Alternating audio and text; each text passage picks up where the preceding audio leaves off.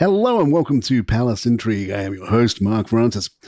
The new royal biography entitled The Rise and Fall of the House of York by author Andrew Lownie paints a damning picture of the disgraced Duke of York, claiming Ghislaine Maxwell launched a premeditated campaign to reshape Andrew's image following his departure from the Royal Navy in 2001.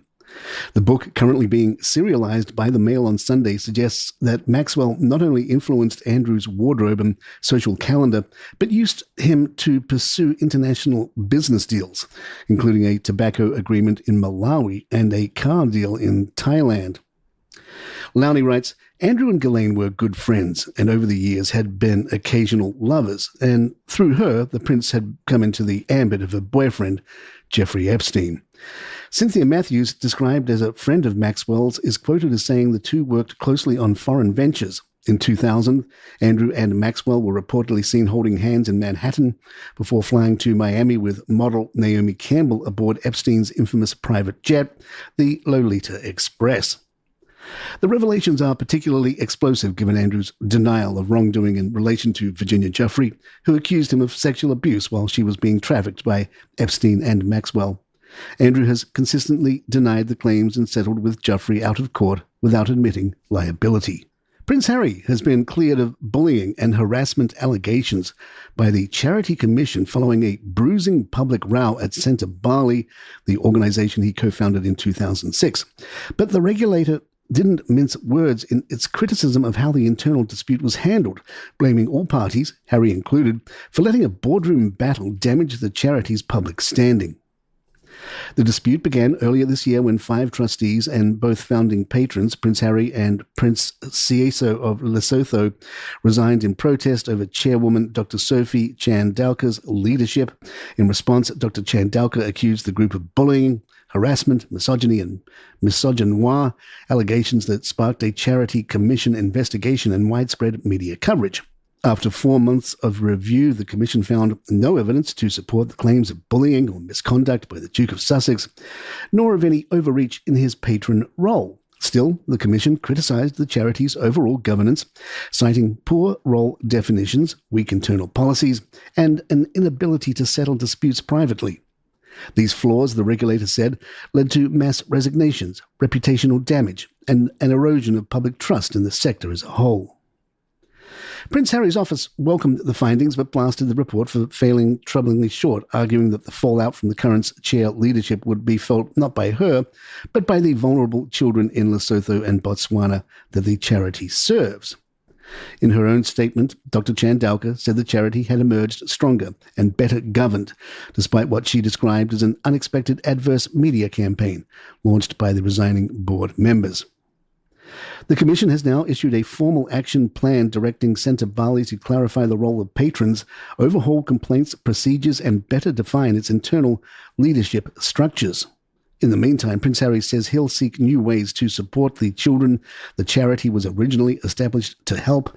As his spokesperson put it, he's determined to honour the legacy he and Prince Sieso began with the original mission of Centre Bali firmly in mind. Meghan Markle has released the 2024 vintage of her as-ever Napa Valley Rosé, but unlike last year's launch, the wine isn't exactly flying off the shelves.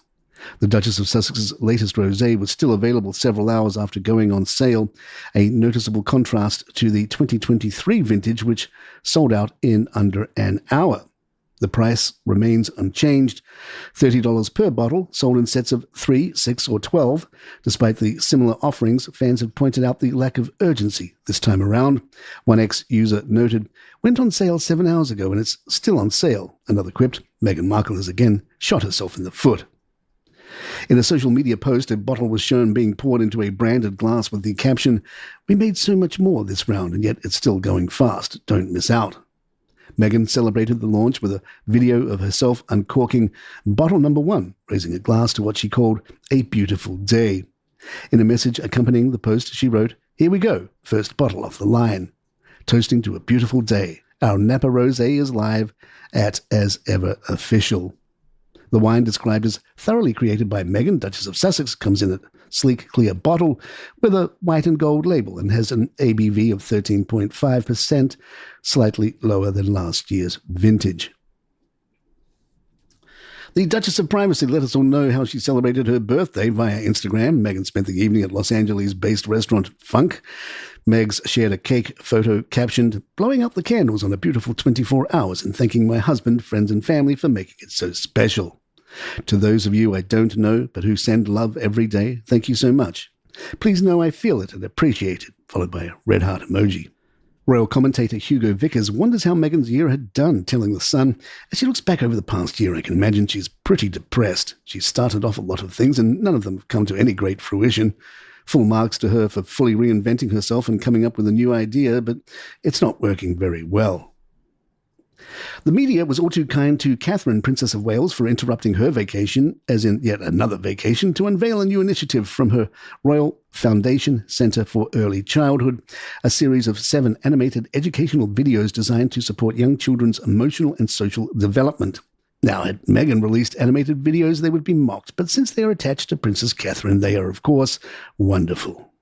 Princess Catherine took time from her secret super yacht vacation, or whatever she and William are doing this week, to share via statement, "Early childhood is recognized as a golden opportunity to build strong foundations for a healthy and happy future life.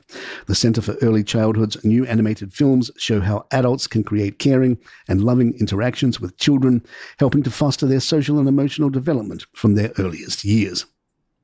One can only imagine how much time she took from her vacation to either craft those 2 sentences or to approve the sentences written by a staffer.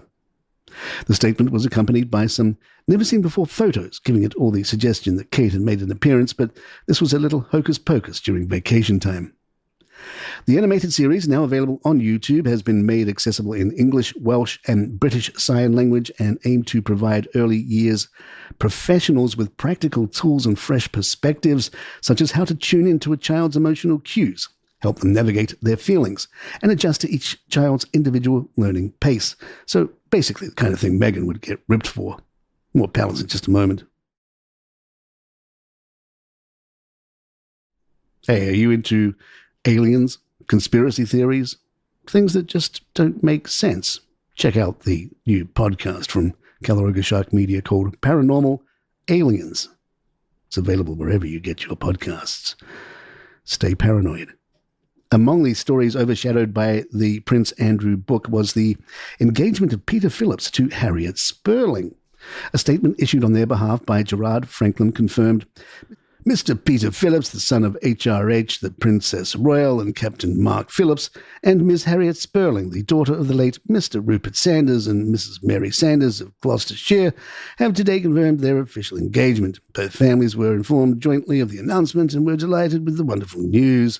Their Majesties, the King and Queen, and Princess of Wales have been informed of the announcement. No date has been officially set for the wedding." In the engagement photos, Harriet looked radiant in a frilled white ensemble, her ring sparkling as she smiled at her fiancé. Peter kept it relaxed in a plaid shirt, the pair standing close and clearly at ease with one another. Harriet, an NHS paediatric nurse, has won public admiration over recent months for her polished style and understated grace at high-profile events like Royal Ascot and Wimbledon. She's also been praised for her ease with royal protocol, including a widely viewed moment of her perfectly executed curtsy. Hello Royal editor Emily Nash noted, "This is wonderful news for Peter and Harriet, but also the wider royal family. Peter is close to the king and to his cousins, and Harriet seems to have been warmly welcomed into the fold." A stress point for the couple could be the invitation list. Do you invite cousin William and cousin Harriet? The obvious circus that comes with all that. The reunion of the brothers. Does Meghan come? And obviously you should probably invite the next king, which could leave Harry out in the cold, which is a story in itself. Hello Magazine's royal correspondent Danielle Stacey says, "Peter has been viewed as a supportive older brother figure to Prince William, and the pair have held a close relationship since childhood. Peter previously said of his cousins that there was quite a gang of us, and they caused quite a bit of mayhem and chaos." And there you have it. If you'd like to email us, our address is thepalaceintrigue@gmail.com. Please follow us on Spotify, Apple, or the app of your choice, and leave us a nice review if you're enjoying the show. I'm Mark Francis. My thanks to John McDermott. This is Palace Intrigue, and good times.